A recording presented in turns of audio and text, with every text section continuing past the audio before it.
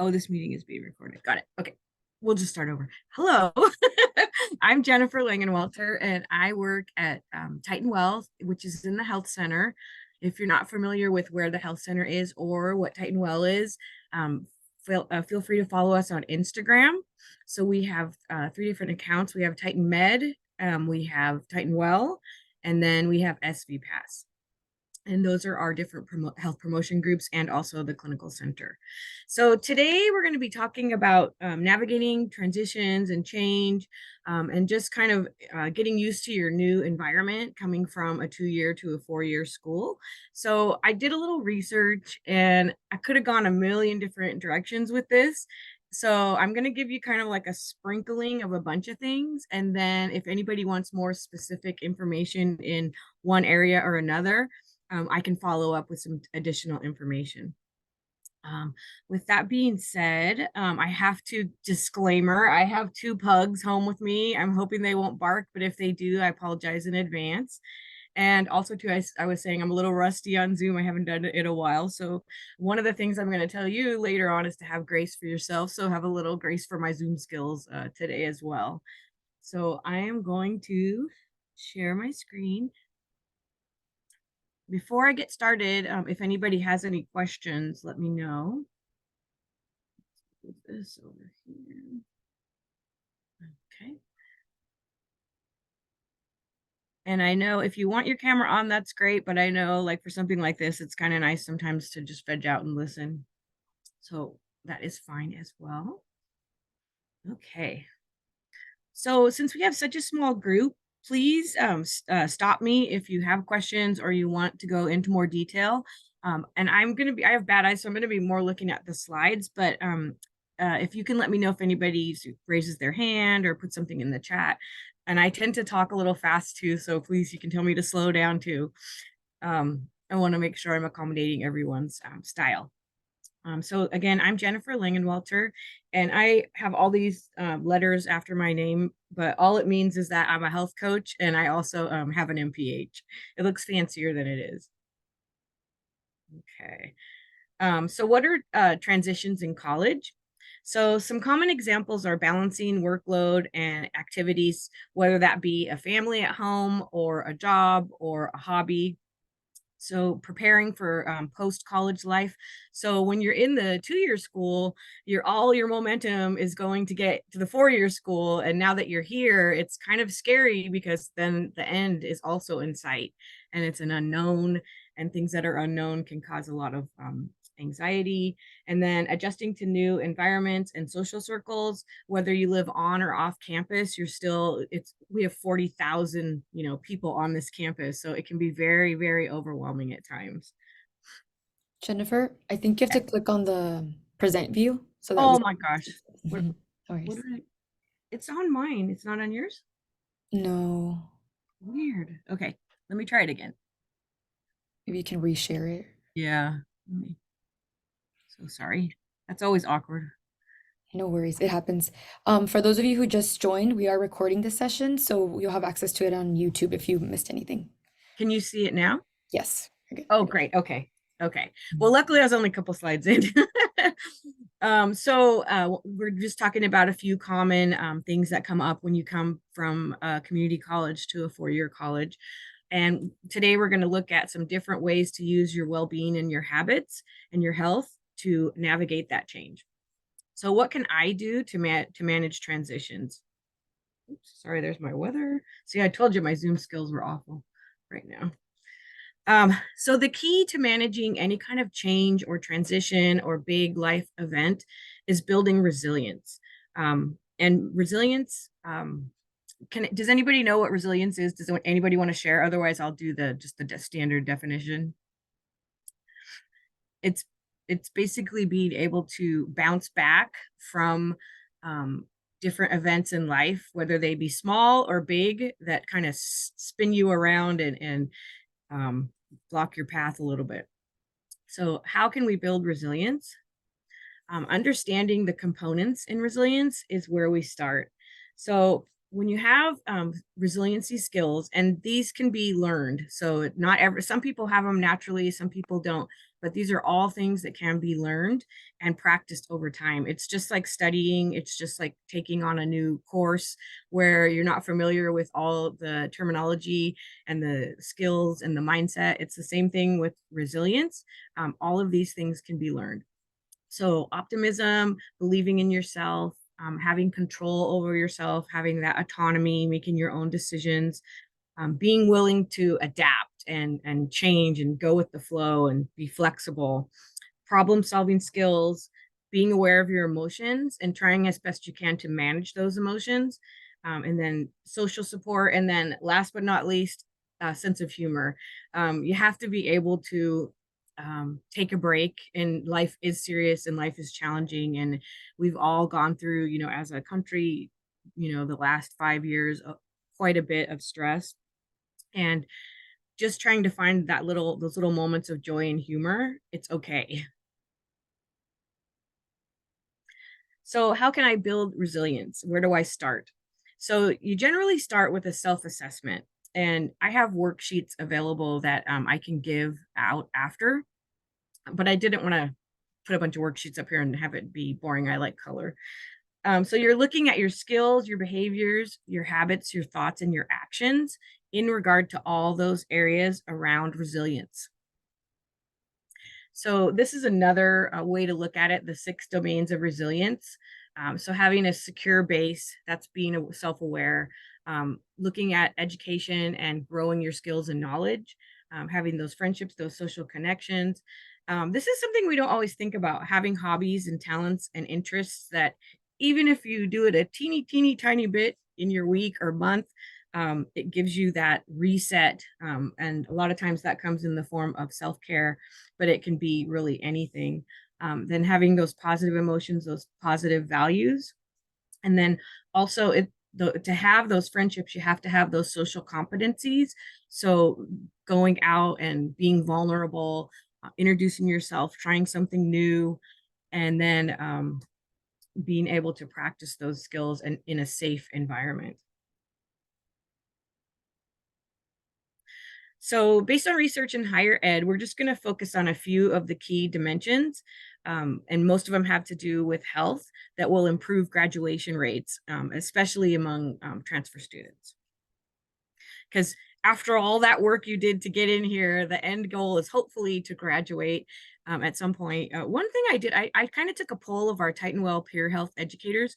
We have about 15 to 20 students that work with us at the health center, and I'll talk about those programs a little bit later. But I asked some of my transfer students, what kind of advice would you give? I wanted one of them to come, but everybody had class, and it was basically thinking about your timeline. Because I had a student who transferred in, she went to the academic advising. They said you've got to have all these units and you've got to be out in 4 years and da da da da. But she wasn't really thinking about her own self and her own learning style and her own situation, and just keeping in mind that it's great to get out in 4 years, but if you can't do it and you have the means to take a little less time, if you have the financial means and the support, it's okay to take an extra semester or two, and or at least get advice about that. And that was the one thing that I took away from her, because she was so overwhelmed and it was too late to drop the extra class. So just keeping that in mind for spring when you're registering for your classes. So the areas that we're going to talk a little bit about are our mental and emotional wellness, our social wellness, physical wellness, academic wellness, and then career and finances. I could literally do a workshop on each one of these. So that's why I was saying I'm just going to give a little sprinkling, and then feel free to chime in, to ask questions.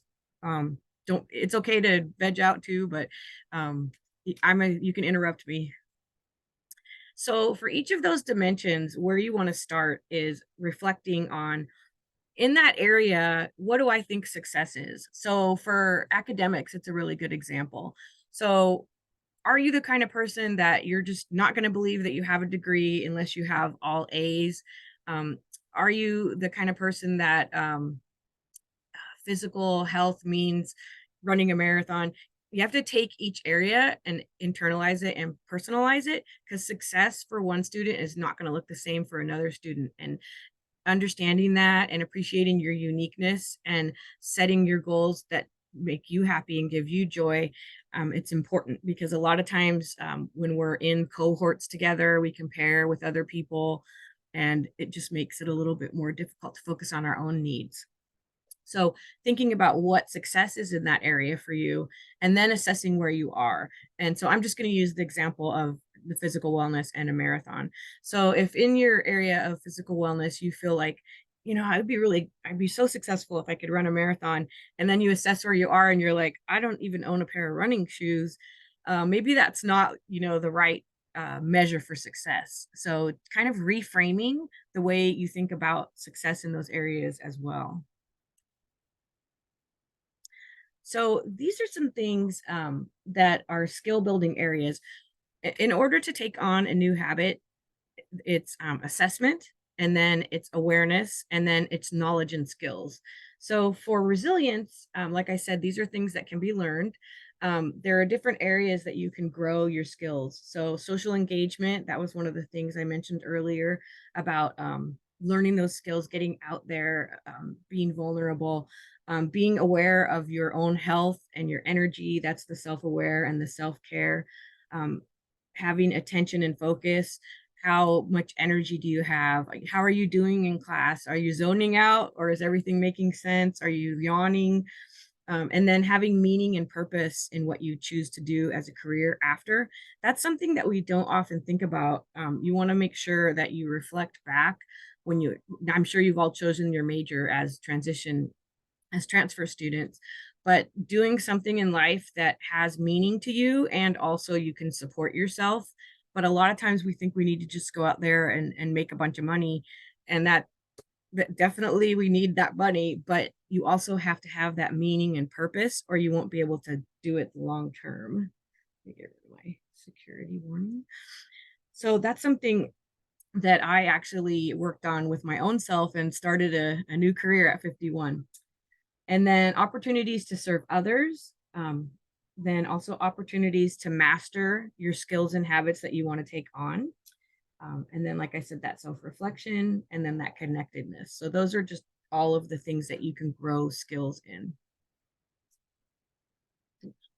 So, thinking about our mental wellness and our emotional wellness. So, we think about school, we come in, everybody has a different situation, and it's kind of like a teeter totter. I don't even think they have those anymore. They're so dangerous. This came from a paper during COVID-19, but I liked the graphic, so I kept it. So, thinking about reducing your sources of stress. So, as a student, as a new student at a 4-year university, you're uncertain about the future. You might be uncertain about the career. You might have the major picked, but not the career. You might be worrying about family members and their own health. You might be thinking about online versus in-person classes and what will fit best with your schedule. And then for the COVID, it was physical distancing, but thinking about your physical health. And then you want to load up on those positive emotions and those positive things. So making sure that your basic needs are met. So housing, food, financial aid, those are all things that there are solutions for, and we have those resources on campus. And then responsiveness relationships, having those healthy relationships at home and at school. So you're going to want to try to reduce the sources of stress and increase the positive resources and skills. So thinking about that awareness. So these are tips and tricks that you use when you want to manage your emotions and keep an eye on your mental wellness. So mindfulness, I'm sure we've all heard about. CAPS does a lot of great, whole workshop just on mindfulness. But the takeaway for me on this is it is so overwhelming to do everything that you all are doing. Stopping and trying to be present when you're in class, when you're getting, the lecture, when you're at home and you have that 5 minutes with your dog or your family or your partner, just trying to be present and take a couple minutes. For me, thinking about lectures is the key, because you're in class, you might be hungry, you might be tired, you might be not paying attention, and if it's depending on the level of the class, you miss 5 minutes and you're lost the whole rest of the lecture. So trying to be present before you go in that classroom and setting yourself up to be able to be present, managing all the things that lead up to you walking in that door in the morning, that is something that mindfulness is part of. And then feeling your energy, thinking about your how you're feeling, your focus, your sleeping. Self-care is something that even in small increments can reboot you. So if you are having midterms, I watched all my students go through midterms, and you're running around working, studying, and you just feel like I've got to keep going, I've got to keep going, I've got to keep going. Even if you can just take 5 minutes and watch a funny, video on Instagram and get those endorphins going. Self-care can look like anything, and it's definitely a strategy to manage stress and emotions. And then emotion regulation, that's where we're so overwhelmed with what's going on in school or home or both, or they're bleeding into each other, and we feel like we're high and we're low. And those are skills that you can build through working with CAPS. They have a wellness counselor that works on emotional wellness, and they also have a lot of different workshops. It's also just being able to talk about those feelings and ask others, and not being afraid to say something. And then the biggest thing is identifying your stressors. So in order to be mindful when you walk in that class or to your job or to your house, you have to know what's the barricade, what's the block, what's keeping me from having that moment. And so identifying your stressors is a huge thing. So think about, what are your stressors? They can be different for everybody. We don't In Zoom, it's kind of hard to do like buddy work, but normally in a classroom setting, I'd have you pair up and just try to identify right now, this week, what is the most stressful thing that's going on for me. And it might be finals, or it might be you have a deadline at work. And then you want to back into the strategies. So, building those positive emotions, there are a lot of models of health behavior out there, and I like this one. It's called PERMA. Feels like it's a little blurry. Sorry about that. Positive emotions, engagement, relationships, meaning, and achievement. So when you're out picking and doing your classes, making sure that you're challenging yourself enough to be interested in it, making sure it has that purpose. It goes back to the relationships again. It goes back to engagement and getting involved. And then trying to reframe those stressors and those negative emotions and that negative self-talk with positive. And then I was just thinking about positive mindset, and I looked up quotes, and I liked this one by Maya Angelou. If you can't change it, change your attitude. And it's such a simple concept, but it's so very, very hard to do. um, I still am working on it at my age, but it's really changing the way you think and feel, changes the way you feel, and then it changes your actions. And those are things that you can learn how to do on your own. There are all kinds of apps out there. There's all kind of research out there, but also again, I go back to CAPS on these kind of things. You can make an appointment with a counselor, and they will help you build those skills and identify the ones that will help you best.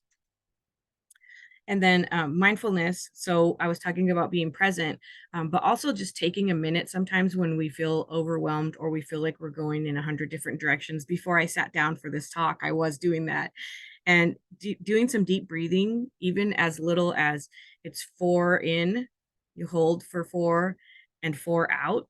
Doing that 5 times, it will reduce your heart rate, and it can reduce anxiety. So going into class and feeling all hazard, maybe walk back out if you have that time and do some deep breathing. And there are all kinds of really awesome apps. My Fitbit watch has deep breathing exercises on it, so you don't have to be trying to figure everything out on your own. And then, so self care can be for yourself. So anything that you like to do, I think people think it's, getting maybe your hair done or shopping or things like that, but it's really not. It's listening to music that you enjoy, it's playing with your dog, it's cooking a meal.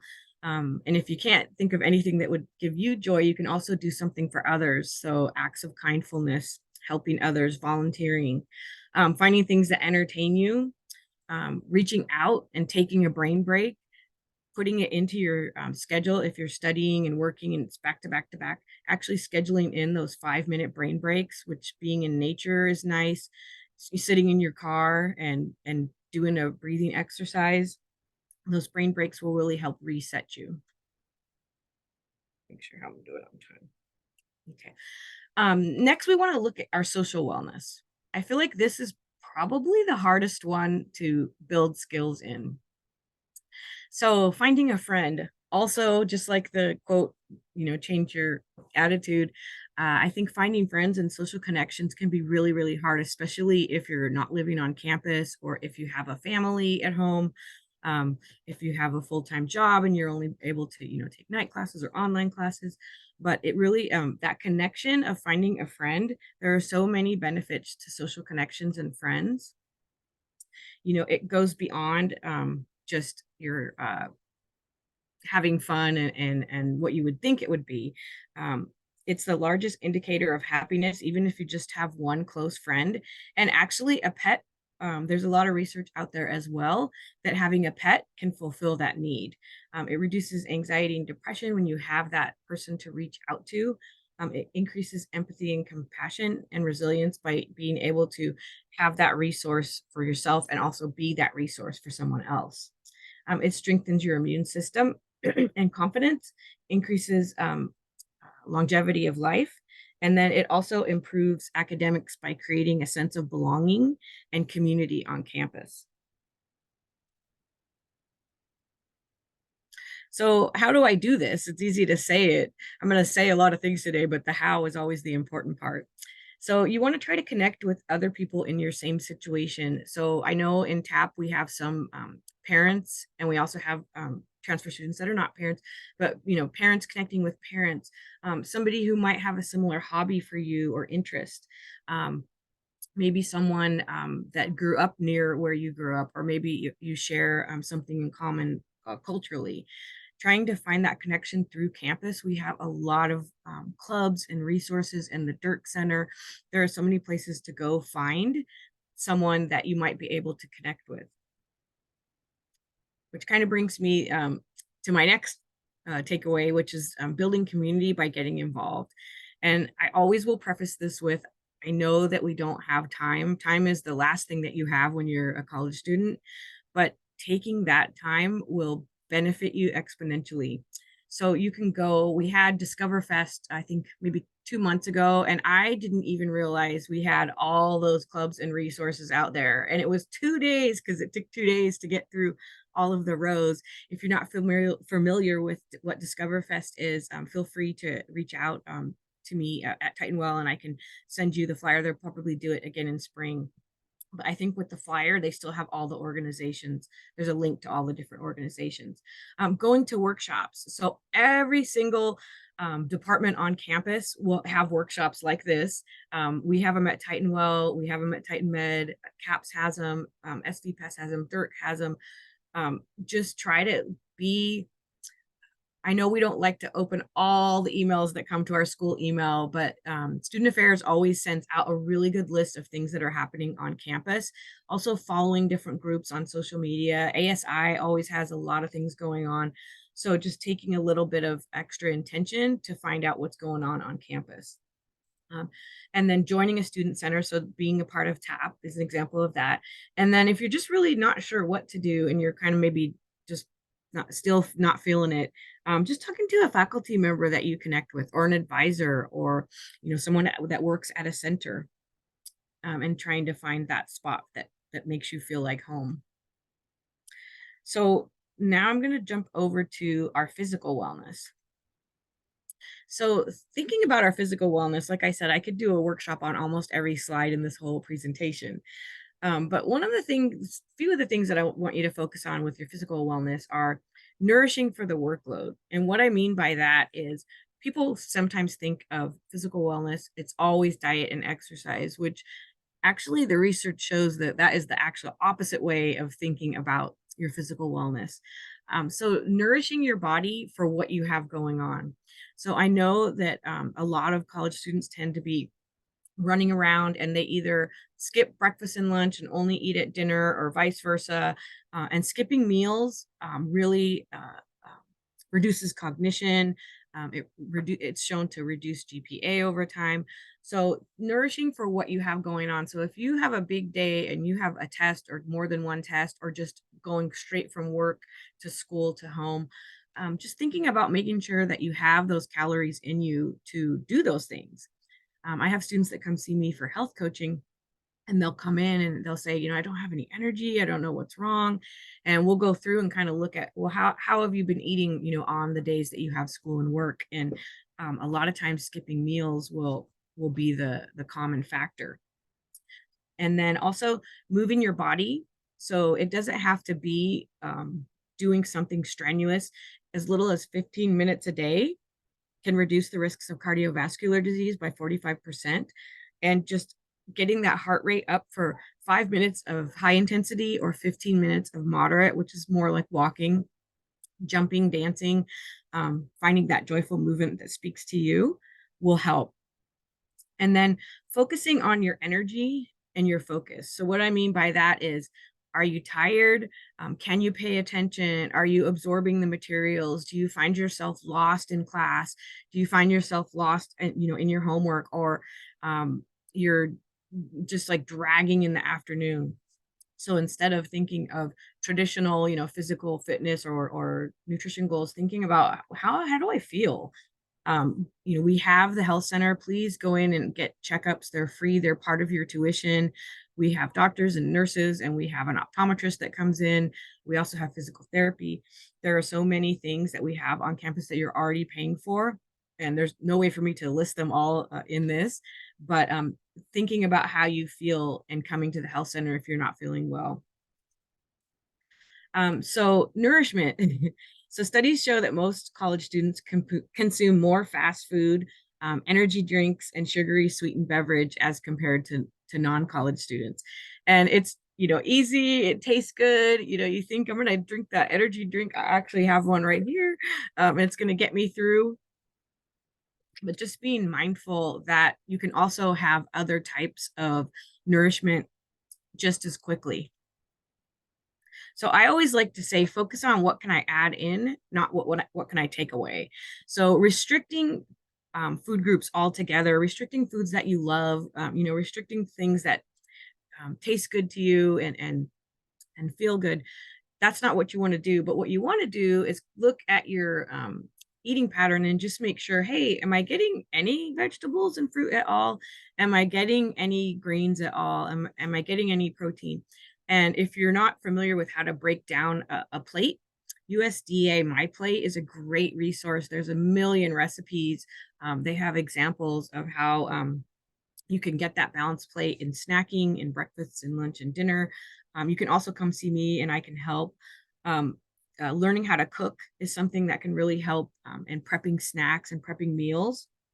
So getting those foods in that boost your brain power. So fruits and vegetables, omega 3s, um, whole grains, lean proteins, those are things that actually boost your brain power, increase cognition, increase executive function, and then just using those snacks to prevent skipping meals. So thinking about having just a few things maybe in your car or your backpack that you can eat before class if you haven't had time for any kind of meal.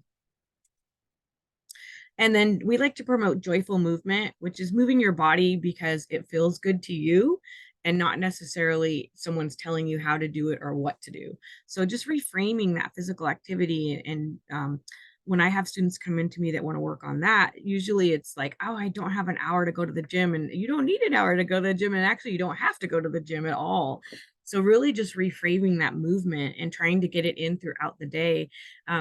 The physical activity guidelines for young adults, it's 150 minutes of light activity, so walking, or no, it's 300 minutes of light activity, walking, those kind of things, or 150 minutes of moderate intensity.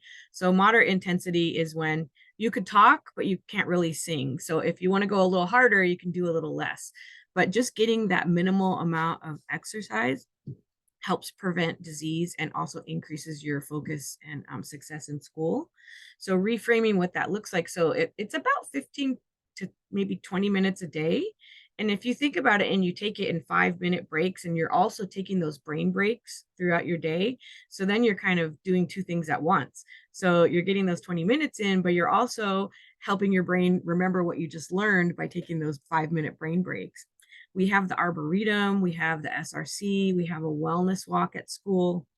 Um, we have our kinesiology department. So we have a lot of things right on campus if you're interested in just trying to find and squeeze that little bit of activity into your day. And then another two areas, hydration and sleep. So a lot of times we think that we're hungry, and it might be that you're dehydrated or you're sleep deprived. I could also do a class on each one of these topics, but I just wanted to not include them. CAPS has a lot of really good sleep workshops. And that's something I forgot to mention. They have that wellness room. I don't know if any of you have been across. The CAPS Center is across the street, across State College from the TSU. But they have napping pods, they have yoga, they have massage chairs, and you might have to use 10 minutes instead of 5 because you have to have 5 to walk over there. But it's so worth it, and that can be your self-care, that can be your exercise. We really do try to give you as many things on campus as we can because we know it's hard to take care of yourself. And then just with all of these things, especially with physical wellness, resources are key. So assessing what resources and skills you have in those areas that you want to work on, and then asking for help when you don't. So we have pretty much everything you could imagine. I'm trying to list them throughout, but please feel free to email myself. Anyone in TitanWell can help you with these things. Anyone at CAP, anyone at academic advising. There's just so many things that it gets a little overwhelming even for us as staff. And then looking at academic wellness. So basically, when you first get to the four-year school, especially one with 40,000 people, it's hard to park. It's hard to find your buildings. Everything is overwhelming. But after you get settled in a little bit, being curious and exploring the campus and exploring what the campus has to offer. That was another tip that came from the transfer student that works with me because she came from Northern California to Southern California. So that was a huge change as well. Also moving out, from family and now living with roommates. So just trying to take the time to look throughout the community around, Fullerton, Brea, Placentia, trying to find those things that remind you of home. And then just everything that we have to offer on campus. And even if it's just an online, search of everything, even if physically you don't have time to see what's out there. And then the next and really, really important to me is knowing your learning style and using your strengths. So I think that we often compare ourselves study wise, grade wise, focus wise to other people. And everybody is so unique with their learning styles. And so in college, it's so fast paced. Recognizing, like, if you're a visual learner, if you're a crammer, if you're, a put everything out into detail, acknowledging what you are and trying not to be what you're not. So I am definitely a visual learner, and I'm a procrastinator. So I'm never going to be the one who has it all lined out. And when I try to do that, I end up failing. So when I accept where I'm at, I can actually put strategies in place to get around that.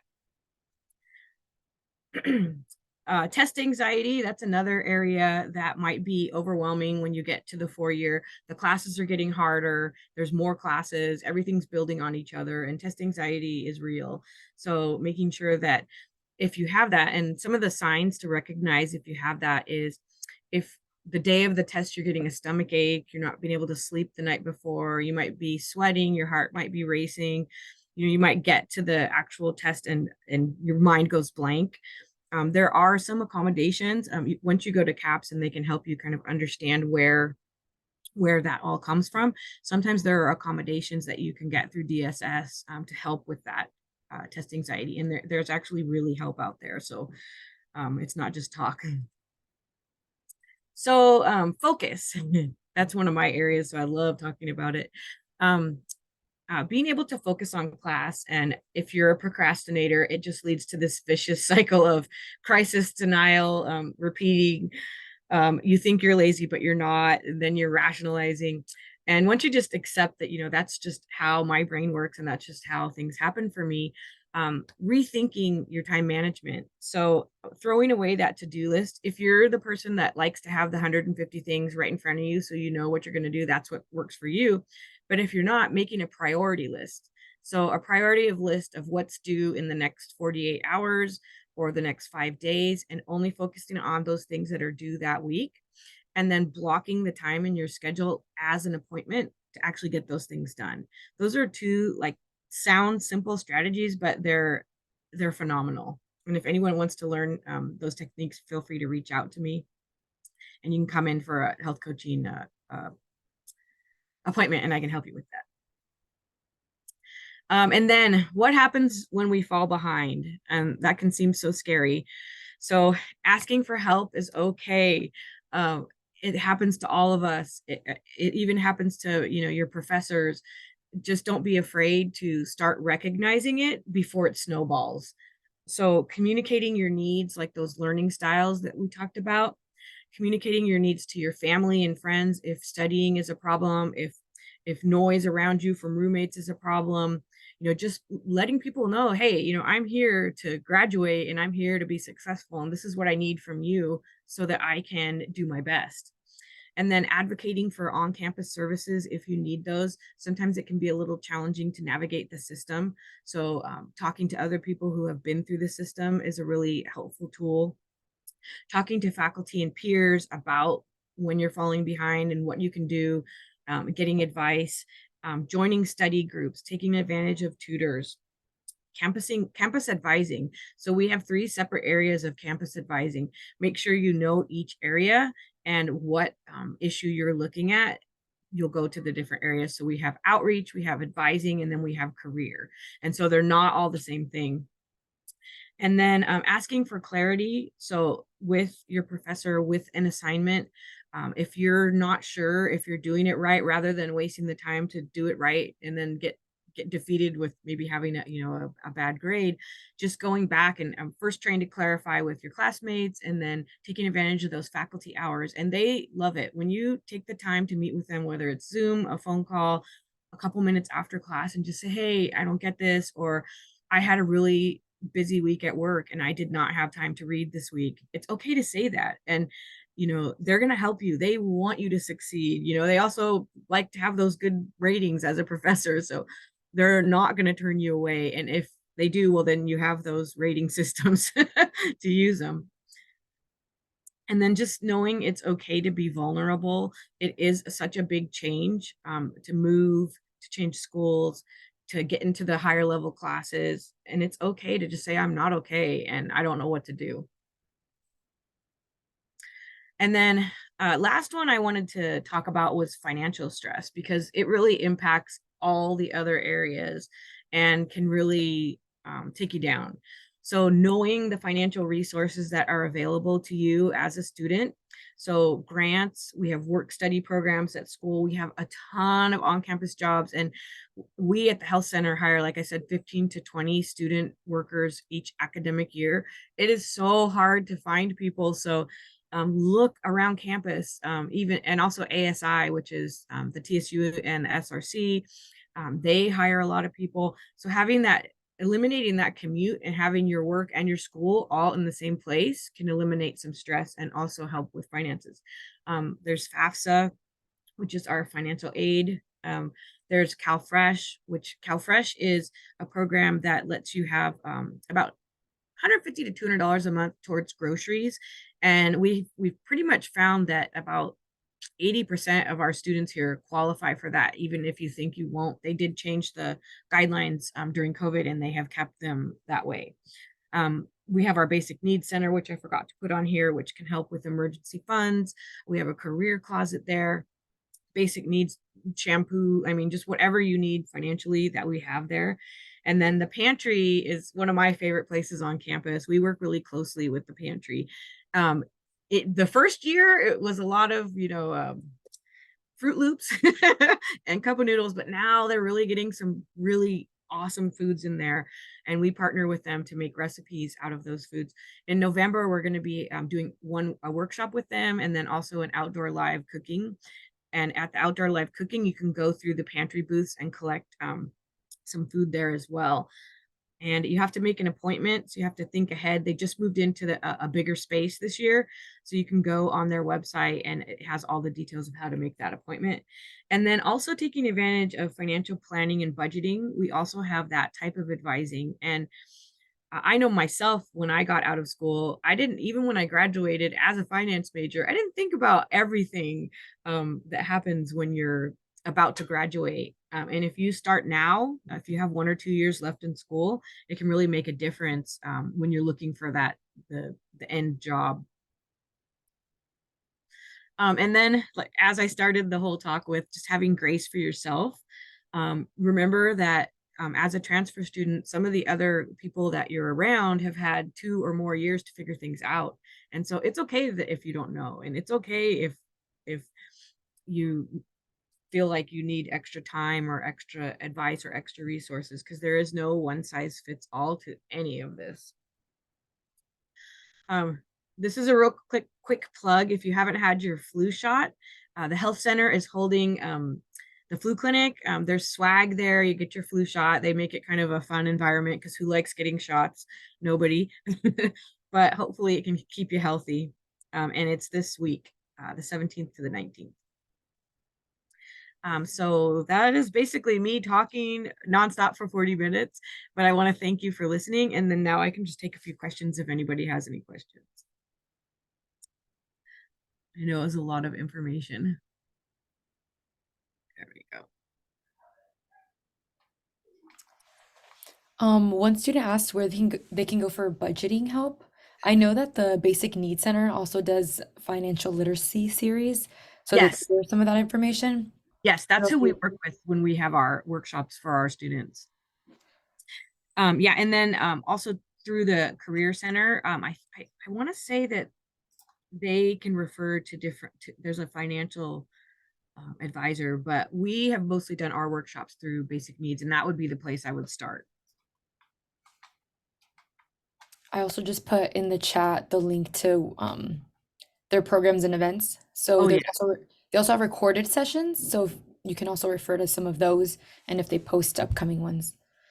The other thing is the hut. I think it was 2 weeks ago. I didn't even talk about the hut. Oh, okay. So in health promotion, we have different topic areas. So my area is cooking healthy and optimal movement. So if nutrition is one of those things you wanted to work on, come join us and learn how to cook and get free groceries. But the hut goes out every week, and it has peer health educators just talking about different topics. And we did finance and budgeting 2 weeks ago. That's what made me think of it. And it was really, really well received. And so we had flyers and things from that. So if you want to follow up with on our Instagram, you can DM us and we can get you some of that information just on those little tips and tricks. Let's see. Oh, I thought I saw one. Let's see. How long does it take to get hired on campus? Jobs I applied but haven't heard back from. Work study. You do not have to have federal work study to have an on-campus job, but you can, when you qualify, use it for an on-campus job. Depending on the department, we had a lot of trouble hiring. They changed everything over. They changed the whole system over to now we have to go through HR. And we were supposed to get our students mid-July, and we ended up getting them the end of August. So the hiring process right now, they're still working out all the kinks. I would follow up with whoever you interviewed with. And depending on what you're looking for, maybe just going out and just applying for a few more. Also, too, when you do qualify for work study, I believe that they will give you a list of work study jobs that might be advertised right now. But yeah, it takes a little while. I would say if you don't hear back within a week or two of interviewing, follow up. Let's see. Work study. Yeah, when you qualify for work study, you do have to get hired. And I don't believe it has to be on campus, but I think it's easier if it is. I had it myself a long time ago, so I'm a little fuzzy on all that, but that's something that you could work on at the financial aid office if you did qualify for it. And I know we do have half a dozen students that are employed with us that are on work study. Let's see. Oh, when will the cook shop? Okay, so we usually have about one a month that we hold in the kinesiology building. We can only fit about 20 people, and we'll usually cook a couple different recipes. We'll usually be partnered with someone on campus, and then we'll give you the groceries. We've done all the fall ones. So the last one that you can just like taste the food, and we'll show you how to use the pantry ingredients is going to be November 15th. We do have one with international students on Monday, the 23rd, but I think that one is going to be closed to just their students. But watch our Instagram because if they don't fill it, then we will open it up. On Friday, we're going to be doing some sort of cooking at the SV Pass conference at the TSU, but a little bit of we can't really cook there like we want to, so we're not sure what we're making yet. But feel free to follow us on Instagram or call or email me or DM Lynette. She's our health education assistant, and we can get you hooked up for spring. And then, how do I save the links from the chat? I don't you just do the little three dots? Yeah, yeah, I wrote that in there. So hopefully Okay. everyone Oh, understood my explanation. oh, I'm a little slow. Let's see. Is it only for an in-campus job? Or I don't know. I would ask, but I feel like you should be able to use it at if the employer is willing to accept it. So that's the caveat. You should be able to use it outside. Oh, oh, how funny. That's what you just said. Okay, sounds great. Thank you. Yes, city. It is for on campus only? That surprises me. Because it's I'm sure there's more work study than jobs. For those, oh, you got it. Okay. The Career Center. Okay. FAFSA, what month are we in? It's October. I know March is for Pell Grants for next academic year. Um, I don't know the application window for right now. I know that if you did it before you came in, so I think you had to do it, it had to be applicable in August for this year, but I don't know if it's just one semester at a time or if it's for the whole academic year. But no matter when it is, just go into the site and just do it and have it ready because whether you miss the window or not, it should just be done and you'll be ready for the next window.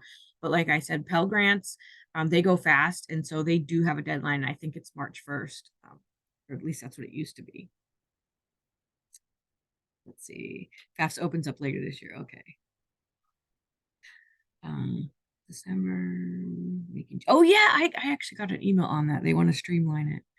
Where can I make appointment for the cooking with the pantry items? Oh, actually, we're going to be at Becker Amphitheater for that, and you don't have to make an appointment. You can just come on by. I think it's 12 to 2, but we'll be advertising it on our Instagram, which is at TitanWell, which I'll put in the chat really quick. Oops. Can't even see what I'm doing. End of the day. Okay, it's at TitanWell on Instagram. Let's see. Did I miss anybody's questions? What's aware?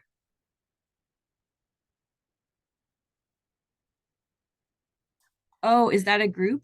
Yeah, Aware is a student Ah, club for see? mhm, for students who are over the age of 25 or returning to education. So it's a lot of the same population as TAPP students. I love it. And they're doing a lot of great stuff. So I'll put their information in the chat as well, so y'all can check that out if you're interested. Oh, that is fantastic. I didn't know about that one. That's why I didn't want to list too many in here because I know I would never get them all. Um, it's just more thinking of where can I go and look. And I love the fact that y'all connect parents too, because that's also a great benefit. Okay, let's see. Darn, just 1 year too young. It's okay. Enjoy your youth. It goes quick. Anybody else have questions? I was just gonna mention Aware is also for like transfer students. So even if you're not exactly 25, you can still join. There you go. That is awesome.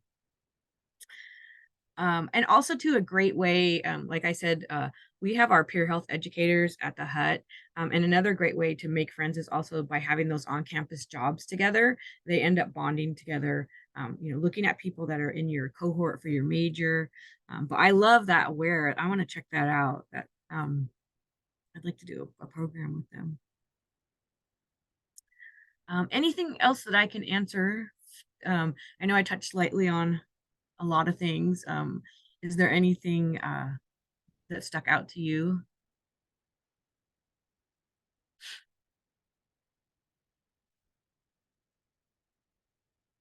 Okay. Well, I appreciate you sticking with me so late at night, midweek here, or kind of beginning of the week. I would love to answer more questions. I would love to send you to resources. So feel free, drop in the health center, go by the hut. Um, we're here to help you, and we hope that you have everything you need to be successful. Yes, thank you so much. And before y'all head out, I also put in the chat our link tree. So on there you can find our website for TAPP, our YouTube page also. So I know somebody asked about how to access the YouTube page, so it'll be on there.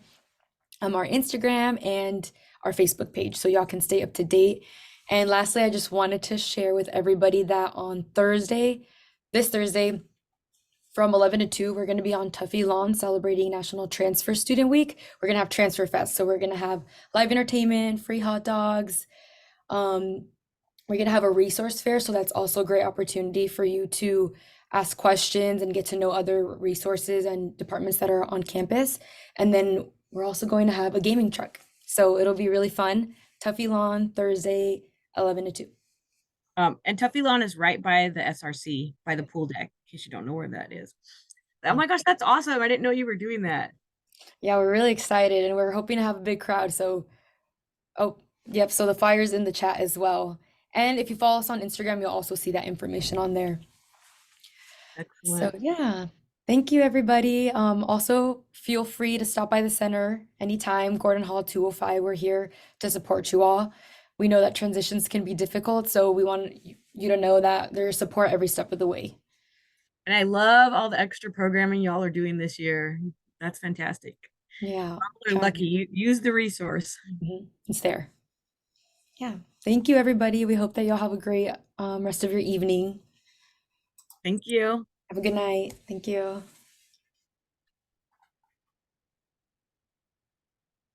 What a great group. They asked a lot of questions.